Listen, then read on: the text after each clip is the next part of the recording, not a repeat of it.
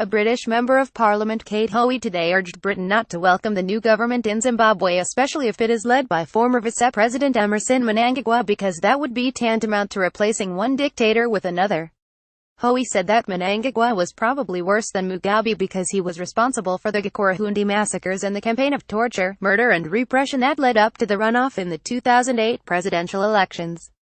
Although the military, which stepped in today to prevent the country from being taken over by counter-revolutionaries and criminals, said what it had staged was not a coup, she said, this was a coup to ensure that former Vice-President Emmerson Mnangagwa takes over.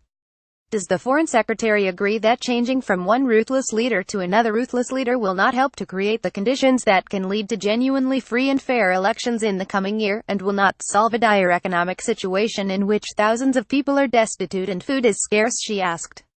Many people in Zimbabwe and the international community will welcome the removal of the Mugabes if that is the outcome, but does the Foreign Secretary recognize that the former vice-president is probably the one person in Zimbabwe who inspires even greater terror than Mugabe, and that he was responsible for the massacres of at least 20,000 people in Matabeleland shortly after Mugabe took power in 1980? Does he recognize that Mnangagwa, as head of Joint Operations Command, is widely viewed to have coordinated ZANU-PF's campaign of torture, murder and repression in the lead-up to the rigged runoff in the 2008 election? Will the Foreign Secretary make clear that Her Majesty's government's policy on Zimbabwe will not change overnight, and that we will not jump in to welcome Mnangagwa should he take over right away? What more will the government do to help ensure that free and fair elections take place and to give warm support to those who are struggling inside Zimbabwe to raise the flag of true freedom? Will the Foreign Secretary make representations to the African Union, the Southern African Development Community and South Africa to press ZANU-PF to allow genuinely free elections, and not just to accept another strongman dictator post published in Mugabe's succession?